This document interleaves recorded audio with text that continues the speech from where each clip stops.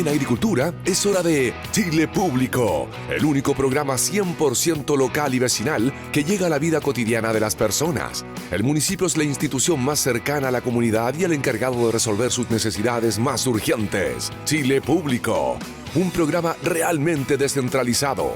Conduce Jorge Andrés Pomar. Bienvenidos, buenas noches, radio escuchas y televidentes a un nuevo capítulo de Chile Público. Este Chile Público que hacemos como todos los días con los amigos de Netcore. ¿Quieres mejorar la productividad y gestión de tu organización? Netcore es la solución tecnológica que transforma la gestión de recursos humanos, contabilidad y educación de instituciones públicas y privadas. No esperes más, contactos a contacto@netcore.cl. ¿Dónde nos escucha la gente? Amigo Lucho Fraile desde Copiapó hasta Punta Arenas, Concepción 88.1, Los Ángeles 100.5, Temuco 103.9, aquí en la región metropolitana somos 92.1. La radio también se ve, canal 182 en Sapin TV, canal 143 en GTD y a través del YouTube Live en radioagricultura.cl. Como todos los días martes, ya está listo y dispuesto el señor Carlos Ominami. Bienvenido, lo hemos extrañado. ¿Cómo está usted? Muy bien, pues, y qué bueno que me extrañen. Eso, sí, pues, la verdad sí, es que pues hace bien para el corazón, hace bien para el alma. ¿Ves? Acá lo apreciamos, lo estimamos.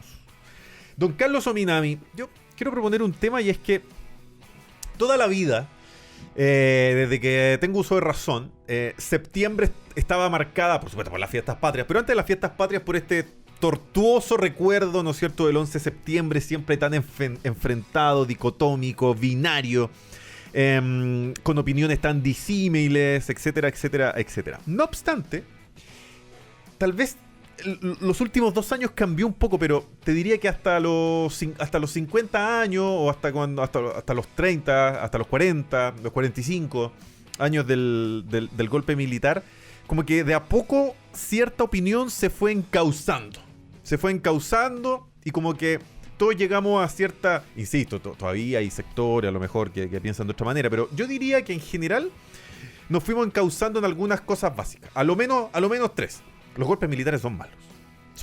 No son buenos. Se rompe la democracia, se rompe la institucionalidad. A continuación del golpe militar vienen las dictaduras. Segundo, no son aceptables las violaciones de los derechos humanos.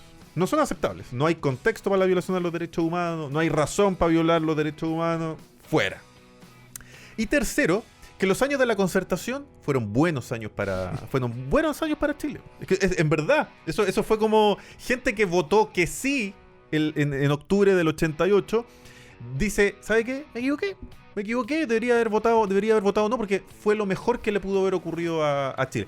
Es imposible tener una bolita de cristal y haber dicho, oiga, si se queda Pinochet los siguientes 8 años, íbamos a ser Nueva Zelanda. No sé, pero lo que sí sé es que los años de la concertación fueron buenos años para Chile. Entonces, a lo menos diría que hay hubo una redirección de esos 3 conceptos. Le damos la bienvenida a Luz Poblete, que viene entrando al estudio. De esos tres conceptos. Y ahora te lo voy a poner en otro plano más contemporáneo, que es el estallido social. Entonces, en el estallido social, Tu Mundo defendió abiertamente, y yo creo que se confundieron, a lo menos se marearon, durante el estallido social respecto a lo que significaron los 30 años de concertación. Los 20 años más bien, los 20 años de concertación no son 30 pesos, son 30 años. Y después, a lo menos voy a ser condescendiente, porque después de toda la estima que dije que te tenía, entonces voy a ser condescendiente. Dije, a lo menos no fueron claros para decir, ¿sabe qué? Con el Baila Pasa no es necesario vandalizar la Plaza Italia, no es necesario quemar el kiosco de los amigos kiosqueros. A lo menos fueron... Miraron de repente para el lado, fueron un poquito vagón de cola de quienes estaban más radicalizados en ese momento. Y para terminar, hoy día, como esta semana vamos a tener que pasar, y yo creo que va a ser de las notas que se va a agregar al calendario, pasar por ese 18 de octubre, el oficialismo, ¿qué decidió hacer? Nada. ¿Y por qué decidió hacer nada? Porque es un tema que le quema. a mi juicio. Es un tema que le quema, porque ellos saben que no fueron claros, porque ellos saben que se equivocaron, porque Carol Cariola sabe que cuando en vez de celebrar el video del Baila Pasa y se bajaba a bailar feliz, hay gente que le parecía una humillación máxima, que te hicieran bajar del auto y bajarte a bailar. Entonces, quiero preguntarte a ti, a propósito también de toda la encuesta que salieron esta semana, donde hay una mayoría ya importante que rechazan el 18 de octubre, donde hay una mayoría importante que afirma que está mucho peor de manera personal, familiar, a nivel país, de lo que estaban previo al 18 de octubre. Y con esto termino. Y con esto, no quiero decir en ningún momento que Chile, que la sociedad chilena no tenga que responder a demandas que claramente, y un sentir, y un malestar, y un dolor que había. Pero también creo que el resultado es que la sociedad chilena, una vez más, demuestra que necesita hacer cambios con mayoría electoral, con mayoría cultural y sobre todo con paz social. Bueno, después de eso vamos a necesitar un par de programas para tratar de responderte. Pero no, yo voy bien rápido. Con tus 3 consensos yo estoy de acuerdo. Los golpes hay que evitarlos y son inadmisibles en cualquier circunstancia. Aunque desgraciadamente hay que decir que la celebración de los 50 años fue una regresión respecto a las celebraciones anteriores. Salió un conjunto de gente que no eran tan marginales a decir, mira, la verdad es que el golpe tenía una justificación y entramos en ese debate. Entonces, está aquí Luz Poblete. Yo sé que Luz no está en eso, pero que hubo mucha gente dentro de la derecha. Nosotros lo vimos así, lo vimos juventud del Partido Republicano y todo. Bueno, ese fue el caso extremo, pero lo vimos y la verdad es que lo sentimos y lo sufrimos así porque es un tema que nos duele. O sea, cuando nosotros tenemos, digo nosotros, los que son parte de ese mundo que fue tan golpeado, cuando hay gente que nos dice, mira, la verdad es que como que se justifica, uno tiene la sensación de que si se volvieran a producir circunstancias parecidas, lo volverían a hacer. Entonces, eso es bien delicado como sentimiento. No es solamente un juicio político, es un juicio también que tiene que ver ya con la vida, con las cosas más existenciales. Y totalmente de acuerdo, creo que los 30 años de la Concertación, los 20 años de la Concertación fueron buenos años. No hay otra concertación en la historia política de nuestro país que haya tenido esa persistencia, esa duración en el tiempo, ni siquiera el Frente Popular del siglo pasado. Entonces, estoy de acuerdo con eso. Respecto al estallido, yo creo que el estallido tiene un lado B. Tiene un lado B que fue la violencia. Yo creo que también hubo una cierta condescendencia con la violencia. Yo estoy de acuerdo con eso. Ahora, dicho eso, yo tengo por lo menos como 3 afirmaciones básicas. La primera, y creo que por lo demás, creo que la encuesta que hacen, la de ayer, lo sigue validando, que las causas del estallido siguen presentes. Que esas están allí. El estallido no fue un invento. No fue una cosa que cayó del cielo, no fue una cosa que armaron los venezolanos ni los cubanos. Primera cuestión. Segunda cosa, no hubo una protesta, hubo muchas protestas. Los temas que estaban en cuestión eran muchísimos. Unos andaban por los jubilados, otros andaban por el crédito universitario, otros andaban por las listas de espera en los hospitales. Sobraban temas y la expresión de eso fue por lo demás el tipo de convención que se eligió, en donde no había una línea única, sino que era un conjunto de grupos identitarios que no lograron producir una visión en común. 2 reflexiones adicionales sobre el estallido, que son críticas respecto de la política. Una, se celebra mucho y me parece bien el acuerdo del 15 de noviembre, donde se juntó todo el mundo político, salvo algunas excepciones, a decir, mira, aquí habrá un proceso constitucional. Yo creo que eso estaba bien, pero era completamente incompleto, y quiero decirlo ahí humildemente. Fuimos varios, no muchos, los que dijimos esto está incompleto. Yo quiero decirlo, yo tuve oportunidad de intercambiar ese día en la noche mientras estaba en la negociación con el diputado Boric. No tenía la mínima idea que iba a ser presidente posteriormente, y me acuerdo haberle dicho, mira, falta una pata social. Aquí hay el argumento que sea es que vamos a cambiar la Constitución y luego de cambiar la Constitución vamos a resolver el problema en las listas de espera. La verdad es que era un argumento totalmente incomprensible. Yo creo que junto a un acuerdo político constitucional debe haber un acuerdo social que resolviera los temas de pensiones, que resolviera por lo menos cosas básicas en tiempos cortos, de manera que la gente sintiera que sus reivindicaciones estaban siendo consideradas. Y eso desgraciadamente no ocurrió. Y el argumento que se da respecto a lo social, la verdad es que era completamente fuera de foco, porque por mucho que se aprobara una nueva constitución, de ahí a que eso diera efecto, iba a pasar mucho tiempo. Y lo otro, que a mí me parece que es fue muy decisivo de todo lo que pasó posteriormente, la falta de conducción política, y en eso hay una discusión, una autocrítica muy fuerte al mundo de la izquierda. O sea, la izquierda no fue capaz de conducir, la izquierda, así como hubo un lado B en el estallido, una cierta condescendencia con la violencia, con el que no paga, el que no baila paga, hubo también de parte de muchos, y en esto hay que decirlo, el Frente Amplio y el propio gobierno no fueron capaces de conducir ese proceso. Se dieron cuenta muy al final que las cosas venían hacia el precipicio cuando salió el apruebo para reformar. Yo fui de las personas que aprobé, lo hice diciendo desde el principio, mayo, hicimos una declaración además como Fundación Chile 21, le mandamos una carta a todos los convencionales diciendo, mira, esta cosa va mal.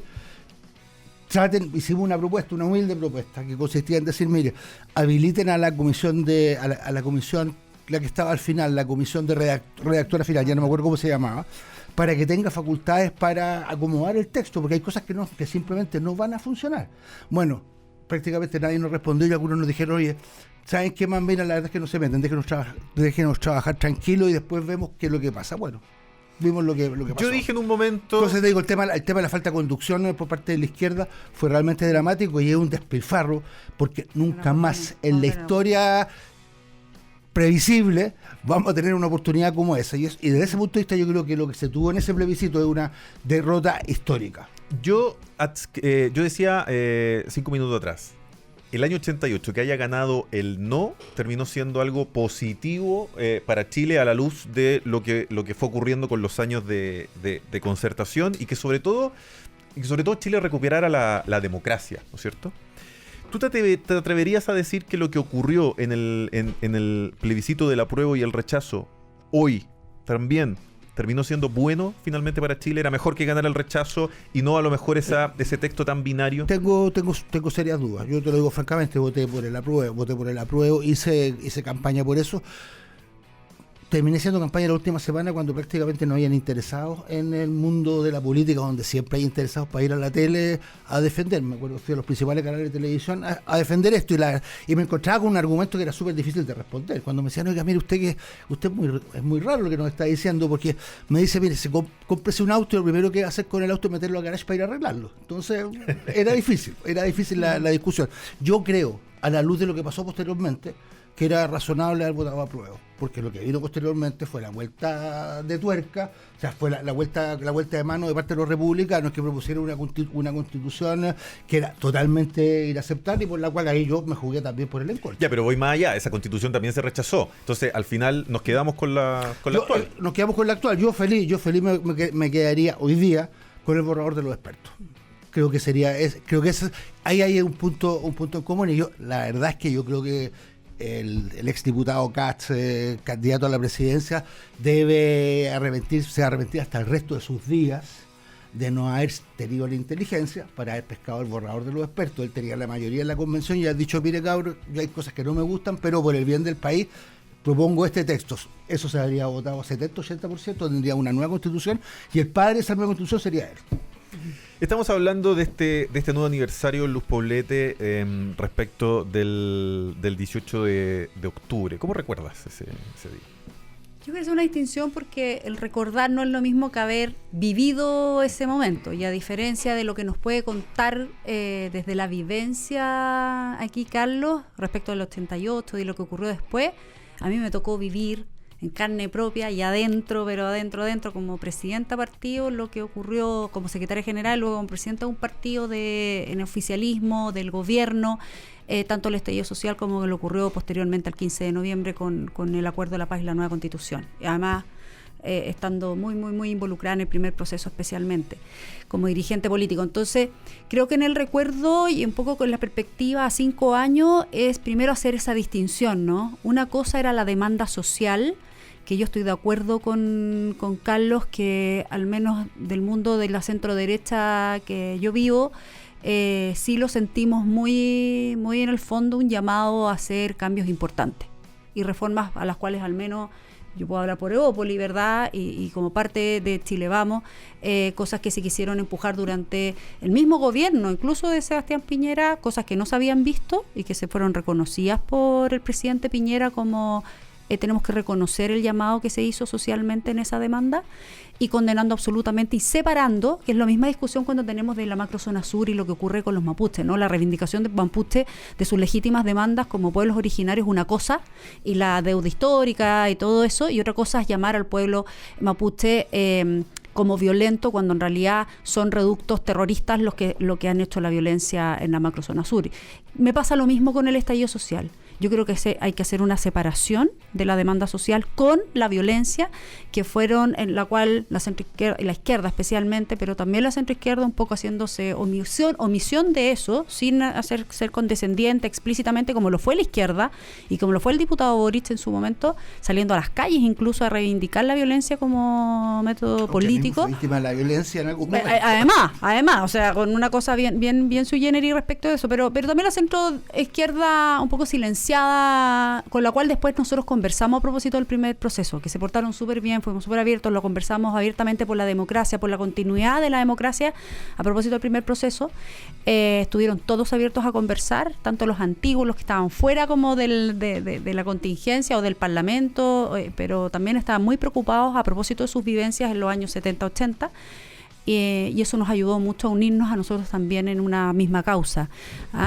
Pero vuelvo a algo original y que nosotros levantamos como bandera también en Evópolis. Acá lo que había fallado no era el modelo económico, porque por algo la Concertación tomó el modelo económico. Perfectible, absolutamente. Regulable, absolutamente.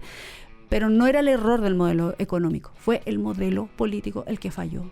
Y no falló solamente a la llegada del 73, no llegó solamente al fracaso y la llegada del estallido social del 2019, sino que también fracasó la política al no ser capaz de llevar adelante un proceso constituyente, no una, sino que 2 veces.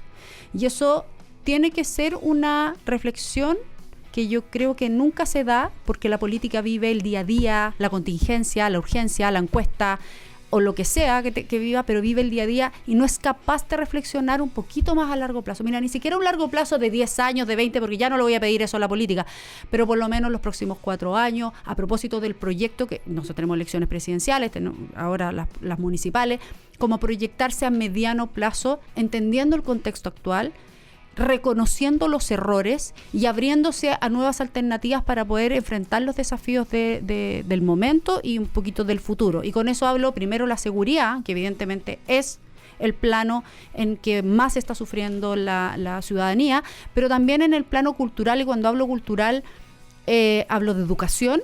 Especialmente hay una generación perdida después de la pandemia que ya venía con una brecha importante, y eso sabemos que es el futuro de cualquier sociedad, y eso le va a afectar directamente a la economía. O sea, no estamos hablando del desarrollo de un país a partir de esa educación. Es un tema largo, no me quiero alargar, pero lo que quiero decir es que el fracaso fue de la política y de un modelo político que no hemos sabido salir de ahí, que nos tiene entrampados en la polarización, en la rigidización de las posturas, en la tosudez ideológica de varias partes del enjambre político o del puzzle político, que hoy día yo pensaba que estábamos en una transformación profunda de la política. Y no sé si estamos llegando a ese fondo que nos permita salir como al aire de nuevo para tratar de reivindicar la política, que es tremendamente necesaria para un país y para su desarrollo, con una reflexión de verdad seria, rigurosa, y no seguir entrampado en la chimuchina y la politiquería chica que hoy día nos tiene una discusión que a nadie le importa, como son estas decisiones de acusaciones constitucionales que no tienen ni un sentido. Estoy hablando del presidente como la ministra del Interior, que menos mal no llegaron a puerto, pero sí otras que valen la pena, como el Poder Judicial y el caso de Vivanco, que yo creo que da un poquito una luz de esperanza de que sí se pueden tener consensos transversales respecto de cómo llevar la política y la conducción política. Tú me dices hoy día, ¿alguien o alguna fuerza tiene una conducción política clara? No. ¿Hay algún proyecto político que tú digas tiene una ruta clara de cómo seguir a propósito de todo lo que nos ha pasado y de la reflexión que tenemos que hacer desde el 18 de octubre? No lo veo. Y eso me preocupa. ¿Por qué crees tú, Carlos, que la centroizquierda, que había terminado 20 años de concertación de manera tan valorada, Incluso el presidente Piñera en su primer mandato tuvo ciertos gestos con personeros de la concertación. Se trajo incluso un par de personas. Intentó emular un poco la concertación con esta cuestión del Chile primero que en su momento tenía Fernando Flores, el ex senador Fernando Flores. ¿Por qué crees tú que la autoestima del mundo concertacionista se doblegó finalmente ese año 2019 a la violencia o a ser vagón de cola de Aprodignidad, el Frente Amplio, que siguió el Partido Comunista? No, doblegarse un poco mucho, y te pasáis un par de pueblos con eso, pero una revisión crítica de la actuación de la izquierda en ese momento me parece a mí que corresponde. Creo que por lo demás la propia presidenta del Partido Socialista, la senadora Odanovich, también lo ha hecho, y yo lo comparto. O sea, creo que el tema hay que ser muy duro en la condena de la violencia, y es algo que cuesta, hay que decirlo con franqueza también. Hay que decirlo con franqueza por lo siguiente, por la historia. Porque la historia de las transformaciones tiene mucho que ver con la violencia, y eso es verdad. O sea, si uno dijera, mire, a ver, el principal cambio del mundo que fue, no sé, el parto de la democracia, tiene que ver con la Revolución Francesa. Y si hay algo que fue violento fue la Revolución Francesa, le cortaron el cuello contra el rey, ¿no? Entonces, para decir las cosas con franqueza, o sea, es un problema complejo el tema de la violencia. Yo creo que hay que ser consistente y decir, miren, no a la violencia, con las consecuencias que eso tiene. Pero digamos las cosas también con franqueza. No es un asunto, no es un ejercicio intelectual y políticamente fácil decir, miren, no a la violencia, porque la historia demuestra que finalmente las luchas, las grandes transformaciones muchas veces tienen que ver con la violencia. Bueno, la mayoría de las veces. La independencia de Chile es producto de una guerra. Claro. O sea, murió mucha gente. Celebramos la batalla de Maipú. ¿Qué es lo que son las guerras? Las guerras son violencia también. Claro, entonces, te quiero decir que para hacer una reflexión de verdad, no una reflexión. Los historiadores, ahí Jorge, no sé si es esa línea, pero la mayoría dice que los cortes drásticos son. Marx llegó a decir fuerza. Una cosa muy, muy fuerte: es decir, mira, la violencia es la parteria de toda sociedad. ¿Ya? Pero nosotros somos parte un poco de esa cultura y por eso que nos cuesta. Entonces te doy esa explicación. Ahora, lo que a mí me parece bien delicado, yo estoy bastante de acuerdo con las cosas que dice Luz. Desgraciadamente no son el punto de vista común de toda la derecha del país. A mí me pareció, por ejemplo, muy bien que algunos diputados, el diputado Undurraga dijo, mire, claramente no a la acusación en contra de la ministra Toa, porque si hay alguien que ha hecho un tremendo esfuerzo sacando un conjunto de leyes, está todo el día para la batalla y el combo, en los temas de seguridad de la ministra Toa. Entonces acusarla por notable abandono de deberes, que es la causal de destitución de un ministro de Estado, la verdad es que tenía bien poco fundamento. Ahora, a mí lo que me preocupa es que hay también un cierto intento, y digamos las cosas también con franqueza, hay un cierto intento de estigmatizar la protesta como tal, decir, oiga, ¿saben qué más? Mira, aquí esta cuestión fue el producto de violentistas, fue el producto de no sé, algunos agentes externos, como algunos dicen, y bueno, y tratemos de terminar con esto, y eso en el fondo es como volver al error que cometió el presidente Piñera en su momento, cuando dijo, mire, la verdad es que nosotros somos una excepción, somos un oasis, y a las 48 horas teníamos un incendio. Entonces, a mí esa parte me preocupa, y creo muy pertinente la reflexión de Luz sobre el tema político. Haber llegado a un cambio constitucional que por lo demás tuvo estos dos fracasos que son inéditos en la historia del mundo, pero luego de muchos intentos que hicimos en el Congreso por las buenas, yo me acuerdo una discusión con Andrea Alamán, por ejemplo, uno le decía, mira, Andrés, hagamos esto, cambiemos la Constitución ahora, pero decía, pero ¿para qué la haya cambiar si las cosas están bien? Entonces uno le decía, pero mira, justamente porque están bien, hagamos un cambio producto de una deliberación inteligente. Aquí terminamos intentando cambiar la Constitución producto de un incendio. No era una buena idea, yo creo que era una falla de la política, una falta de capacidad de anticipación. Entonces yo en eso también digo, no juguemos con lo que está ocurriendo ahora. Si la gente, yo creo que eso es cierto, en muchos sentidos la gente está más mal hoy día que el 17 de octubre. Correcto. O sea, si la gente salió a protestar por las pensiones no han cambiado. Hay algo con la PGU. Algo.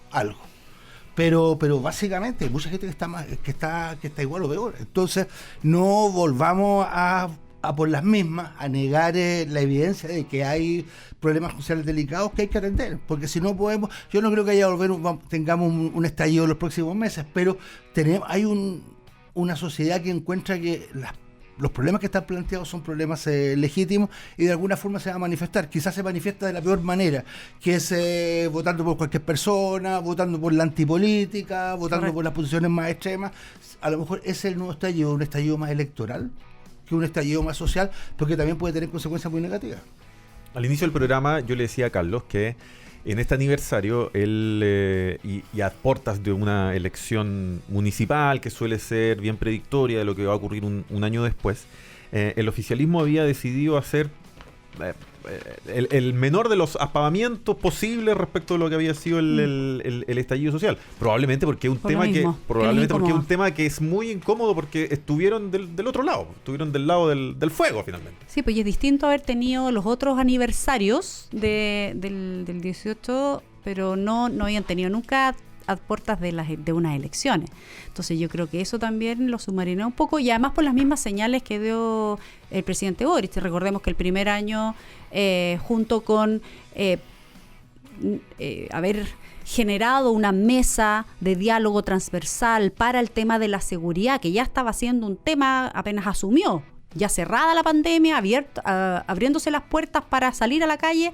También se salió a la calle en términos de la delincuencia y tomar mucho más conciencia del cambio de la criminalidad y todo lo que estamos viviendo hoy en día. Y paralelo a eso, indulta justamente a los que para muchos fueron delincuentes de ese momento y ensuciaron absolutamente lo que decía antes en la conversación anterior, de separar las cosas de la demanda social con la violencia que hubo, y él no supo separarlo, y creo que eso agrietó mucho más esa relación, que después también se fue suavizando a propósito del cambio de la ministra del Interior, a propósito también de las leyes que empezaron a poner sobre la mesa, leyes que ellos mismos habían votado en contra o se habían abstenido durante el gobierno del presidente Piñera, sabiendo lo que venía, que esto solo iba a crecer en términos de violencia, de cambio de criminalidad, de crimen organizado, narcotráfico, de violencia en la delincuencia. Entonces, efectivamente es un tema que les provoca una contradicción, pero yo creo que en este caso, al menos el presidente Boric, no así muchos de sus ministros, pero al menos el presidente Boric, y probablemente muy atenuado por el estilo de la ministra del Interior, no le ha importado hacer el cambio respecto de eso, como decir, no, sí, parece que me equivoqué, perdón, porque se han dedicado a pedir perdón, más que permiso, ni tratar de hacer grandes acuerdos. Un poco también bien tensionados por su propia coalición. Recordemos que no han tenido apoyo dentro del Congreso en sus mismas coaliciones, excepto la coalición de centro-izquierda y de la oposición, para poder sacar adelante las leyes de seguridad. Entonces, una cosa bien extraña en este gobierno, ¿no? Bien contradictoria. Y yo creo que por lo mismo, yo creo que es una buena estrategia quizás llevarlo en silencio, porque si no, solo va a recibir de vuelta un contraataque, decir, ¿y usted con qué cara? ¿Y usted con qué ropa? Acuérdense que los dejaron entrar incluso marchando al Congreso con aplausos a gallos encapuchados que habían violentado nuestro patrimonio, a las mismas personas en todo Chile, habían incendiado iglesias, pymes, o sea, una cosa de sentido común, ¿no? Si no, tenemos que estar de acuerdo respecto de las demandas sociales, depende de la gestión de un gobierno u otro. Obviamente las oposiciones siempre van a ser mucho más duras con respecto a la gestión que estén haciendo, pero una cosa distinta es aplaudirle a delincuentes. Entonces, creo que tuvieron demasiadas señales que sería muy burdo que ahora que son gobierno, entonces salieran con aspavientos a conmemorar o decir no contra la violencia. Yo creo que es una estrategia al mantenerse más piolita y dejando que ojalá pase rápido el 18 y lleguen al 26, 27 sin las consecuencias electorales que ninguna de las partes quiere, que es que esto le juegue en contra, por un lado, y ellos al oficialismo, por la gestión que han tenido respecto de, además, las municipales, y por otro lado la oposición que está esperando que se caigan en algo, que se tropiecen, justamente para poder tener estirar mucho más el chicle de lo que pueden ser los resultados. Yo estoy de acuerdo con Carlos en que muy lamentablemente cambios sociales importantes van aparejados o han ido aparejados con dosis relevantes de violencia, y ni siquiera hay que ir al siglo XVIII o al siglo XIX, las guerras de la independencia. O sea, el siglo XX en América Latina fue especialmente duro, fue especialmente violento, y tampoco al inicio, no sé, rápidamente uno se acuerda, de los 90 el Caracazo, me acuerdo el Cordobazo también en Argentina, Argentina, a lo mejor entre otros, que podrían ser relativamente similares al estallido social en Chile. No obstante, si voy a la historia reciente de Chile, no sé, 50 años, veo en 1973 había un sector importante de la izquierda, entre eso el TU o el MIR, que querían avanzar de una manera más allá de la democracia. Las Fuerzas Armadas les pasaron por arriba. Después, en los años 80, veo el Frente Patriótico, que quería sembrar una chispita en el pueblo, en la nación, para que se rebelaran contra la dictadura. Ni siquiera ustedes estuvieron detrás de ello. Y Chile terminó sacudiéndose de la dictadura con un lápiz y un papel. Para el estallido social, finalmente toda la violencia que hubo empezó a bajar cuando las personas vieron en el cambio constitucional una oportunidad efectivamente de cambio. Entonces, si todos esos insumos no me dicen que efectivamente Chile quiere cambios, que Chile tiene dolores, pero los quiere solucionar con paz social de por medio, yo no sé qué otra señal más hay que enviar. No, yo creo que eso es una reflexión importante, y la manera que tenemos muchos desde la izquierda de resolver ese planteamiento, esa contradicción. Eso es la base de reafirmar nuestra adhesión a la democracia, no como un instrumento, sino que a la democracia como un valor sustantivo.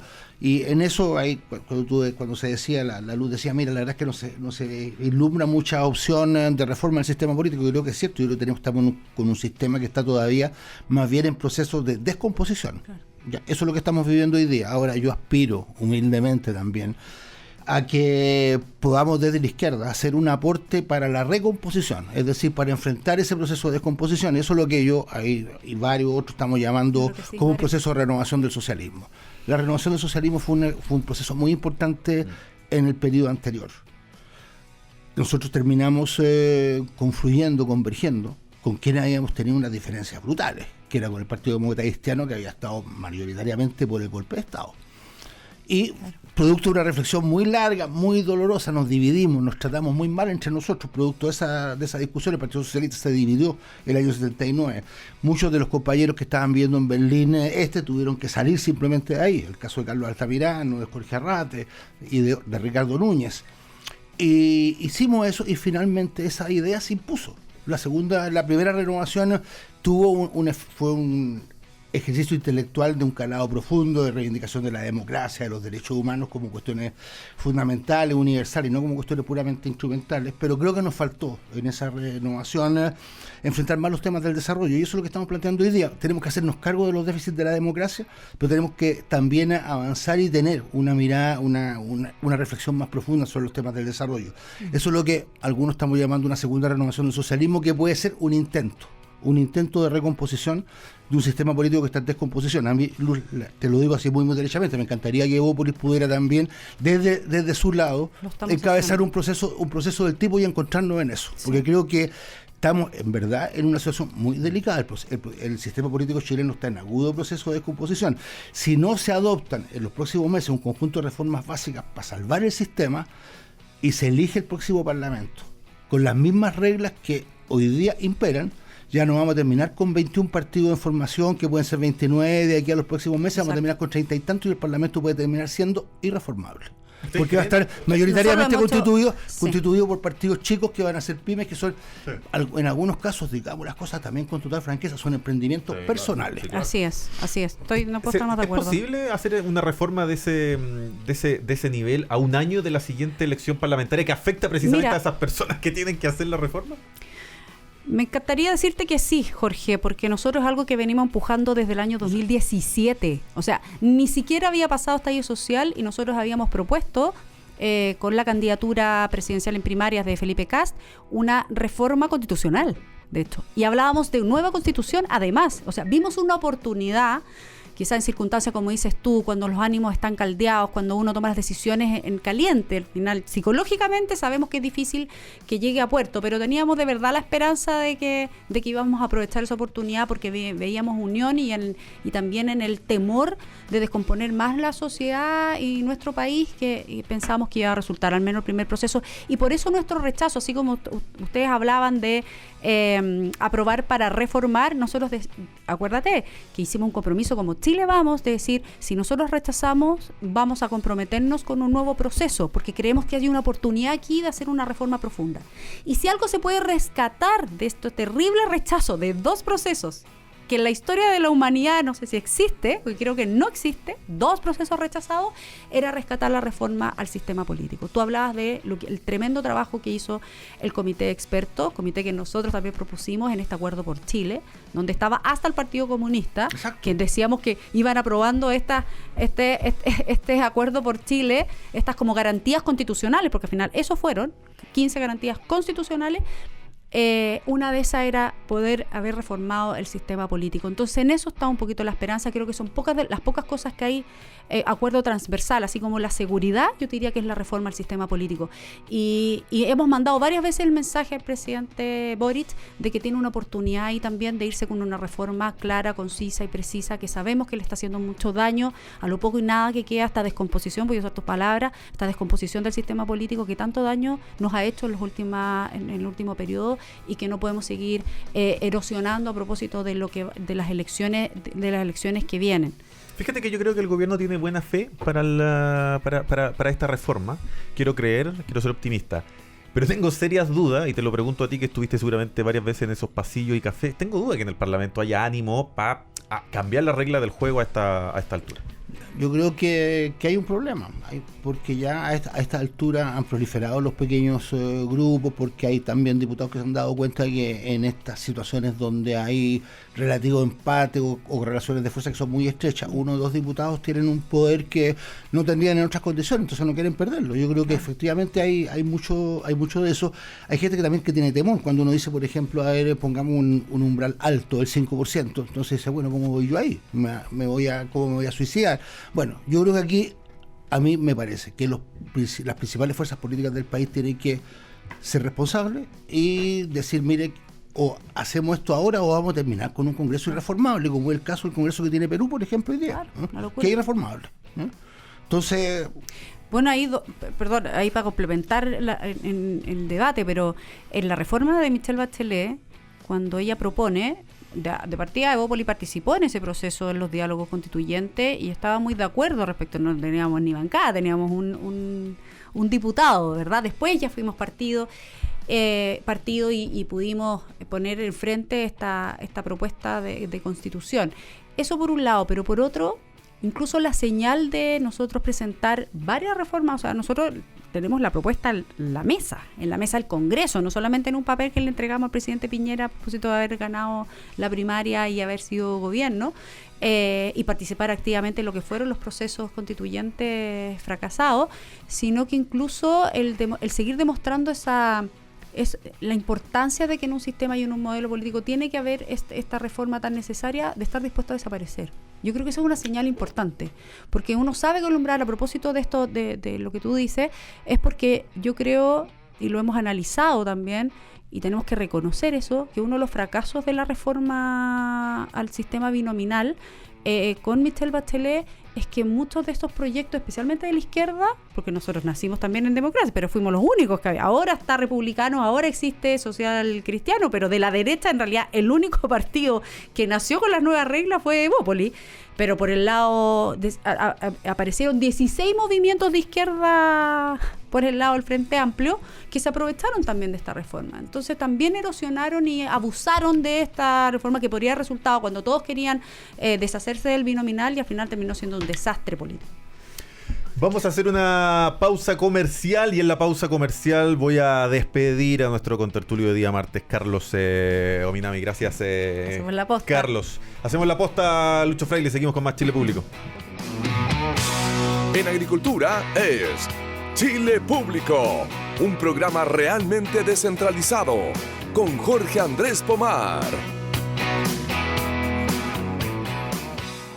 ¿Quieres mejorar la productividad y gestión de tu organización? Netcore es la solución tecnológica que transforma la gestión de recursos humanos, contabilidad y educación de instituciones públicas y privadas. Conecta y centraliza la información con todo tu equipo y además podrás realizar la rendición de tus distintas fuentes de financiamiento de forma fácil y automatizada. Contarás con un equipo de asesores y especialistas que te acompañarán en esta transformación digital. No esperes más. Contáctanos a contacto@netcore.cl. Sigo conversando con Luz Poblete, secretaria general de la Facultad de Economía y Gobierno de la Universidad de San Sebastián, expresidenta de Evópoli, en este martes de Chile Público. Luz, ya despedimos a nuestro contertulio también, Carlos Ominami. En esta semana que va a ser inevitable el recuerdo del 18 de octubre, cuéntame algo de esos días de la tensión. Tú en el primer bloque decías, bueno, me tocó estar ahí. Casi que echándole agua al kiosco quemado. Entonces, hablando en términos políticos, haciendo una analogía en términos políticos. Cuéntame algo de esos días. Siempre recuerdo esto, que no sé si se puede llamar anécdota, que Mario Desborde habla de que estuvieron a punto de romper el cordón de Carabineros, y ahí porque ya se le habían acabado los insumos con que combatían, no los manifestantes, esos ya eran delincuentes, y que estuvieron a nada, a un par de minutos de incluso haber llegado a la moneda, y con toda la imagen trágica que eso hubiese llevado. Sí. Bueno, a mí me tocó estar la semana antes en Argentina a propósito de un seminario de la Red Liberal de América Latina, donde Chile estaba siendo ejemplo de gobierno, de gobernanza, de estabilidad, de tranquilidad, de desarrollo económico, de enfrentar las crisis, porque igual Latinoamérica siempre ha estado un poquito en tensión, no solamente política, sino que económica y social, y han mirado a Chile siempre como un ejemplo. Y yo tengo que contarlo con toda sinceridad, pero mientras el presidente decía el oasis, yo también comentaba con mucho orgullo de cómo nos manejábamos en Chile con un gobierno de centro derecha.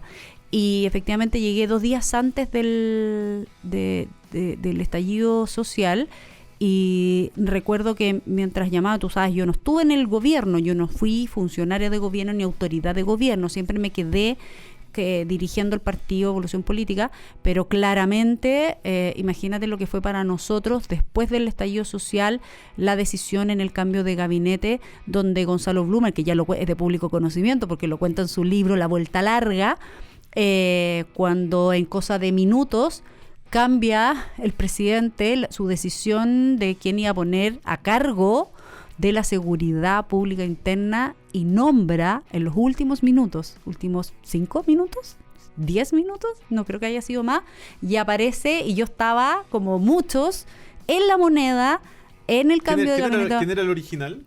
Era Carlos Ward. De veras. Felipe Ward. Felipe Ward, que era el ministro de Bienes Nacionales, sí. Y pasaba al ministerio, se filtra esa información, algo ocurre en esa filtración, de que algo le saca, qué sé yo, que no podía hacer por no sé qué antecedentes, y en ese minuto, literal, llaman a Gonzalo, y Gonzalo, que siempre ha dicho que no por ningún motivo, júrenme que yo no voy a hacer, que me voy a quedar en el Express, que ahí estoy haciendo un buen rol. Entonces le decían, no, tú estás confirmadísimo, no te preocupes de nada. Dijo, bueno, si tengo que salir, pero jamás se imaginó, jamás estuvo, y si se le pasaba por la mente, trataba de, él lo cuenta en su libro, ¿no? Él trataba de decir, no, esto es imposible, tengo que blindarme de todas las formas posibles, prefiero salir del gabinete antes de llegar al Ministerio del Interior. Pero cuando te lo pide el presidente y te lo pide en un momento tan álgido como el que estábamos viviendo, el sentido del deber fue más fuerte, incluso que la familia, y así uno lo ve y lo mira, y a él no nombra. Yo te diría que hay 2 como imágenes mías, así como muy desde mí, es decir, oh my God, va a ser Evópoli el ministro del Interior, y para qué decir cuando nombran a Ignacio Briones, y uno tiene que dirigir ese partido como sostener un gobierno con ministros de tu partido, pequeño, pero de Gloria Hood también estaba en transporte. Bueno, y la Mary Undurraga en agricultura. Entonces, piensa tú lo que eso le pega también a propósito. La subsecretaria Lorena de Recabar, derechos humanos. O sea, estábamos pero ya en los ministerios más críticos de un gobierno, y de un gobierno en ese momento con todo lo que estaba pasando. Y la otra imagen que tengo de mí es mucho más humana, que es estar en una reunión con Hernán Larraín, que era el presidente en ese momento, con el senador Felipe Kast, había estado también Gonzalo, Ignacio, o sea, como que Evópoli nos habíamos juntado a decir qué está pasando, cómo podemos ayudar a nuestro gobierno desde el Congreso, desde el Ejecutivo. Ahí Ignacio, entiendo que recién había recibido la llamada, pero no nos podía contar, porque tú sabes que cuando te llama el presidente para ser ministro, no puede decir nada hasta que es nombrado. Con suerte lo sabe la familia. Bueno, esto había sido el día anterior al nombramiento al gabinete, nos reunimos. Y recuerdo estar viendo como imágenes muy seguía con mucha violencia y que se nos cayeran las lágrimas también por Chile. O sea, como decir, en la desesperación de qué más podemos hacer como una persona o un ministro o un mini partido, una coalición, un gobierno puede de verdad aportar de todo corazón y con todos nuestros recursos el empujar una salida que en ese minuto no se veía mucho. Se nos cayeron las lágrimas y muy poco tiempo después, bueno, ya nombrado Ignacio y Gonzalo, aparece en estas 48 horas el acuerdo por la paz y la nueva constitución, donde obviamente tanto Felipe Kast como Luciano y especialmente el presidente del partido, Hernán Larraín, fueron piezas claves para poder llegar a ese acuerdo. Para que decir Gonzalo, obvio, que era el ministro. ¿Qué crees tú que de parte de Chile Vamos, de parte de Evópoli, más se pudo haber hecho en esos días? Difícil ser general después de la batalla. Yo creo que ese es un mal que tienen los políticos, después de decir qué más pudiéramos haber hecho. Yo, después de conocer los detalles de las reuniones que tenía Gonzalo, especialmente como ministro del Interior con el presidente y las Fuerzas Armadas, porque recordemos que igual había estado de emergencia, digamos, de sitio, creo que se llama incluso, pero no me quiero equivocar porque creo que hay uno estado de sitio cuando no es uno menos. Sí, el estado de excepción. De excepción. Estaban las Fuerzas Armadas en la calle, había toque de queda, porque efectivamente había una decisión de parte del Ejecutivo de tener que parar el nivel de violencia que inusitada, que no solamente eran los incendios y los ataques a carabineros y los ataques a las pequeñas y medianas empresas, al ataque a la iglesia, al patrimonio, sino que también había un tema de entrar a los supermercados y hacer saqueos, o sea, y eso a nivel nacional. Entonces, no es que no estuviera las Fuerzas Armadas, que era un poco lo que pedía también una derecha más extrema, que decía que de frentón declarar estado de sitio. Entonces, creo que sí se llegó al máximo de las herramientas que se podían utilizar para poder contener la violencia, el tener una salida institucional.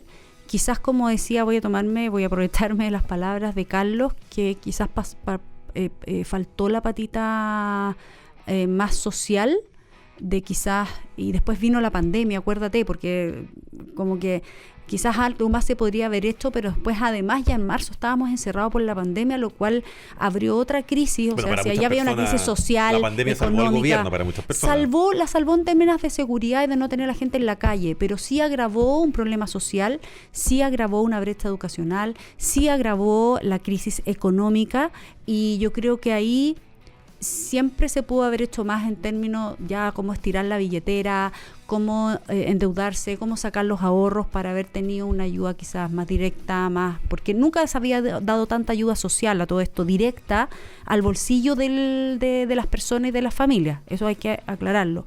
Se pudo haber hecho más. La verdad es que yo confío en el esfuerzo sobrehumano que hicieron las arcas fiscales. A propósito que está Ignacio de ministro, algunos lo habrán criticado, que nunca es suficiente, que nunca... pero yo creo que con los medios que se tenían se estrujó al máximo el sistema, tanto político como económico. Quizás el social estuvimos más al debe. Lo pagamos hasta el día de hoy, sí. Incluso no solamente por el tema de los retiros, sí. sino que los bonos fueron, como dices tú, a los bolsillos de las personas, liquidez, para hacer lo que tú quisieras con la plata. Para que sí los retiros. No estoy diciendo que necesariamente la gente nada se podía una competir. tele, eso, mira, nada podía competir con los retiros, o sea, sacar ese desembolso si hubiese sido así como ya, no saquen su retiro, nosotros les damos esa plata así como directa, era imposible, era de verdad...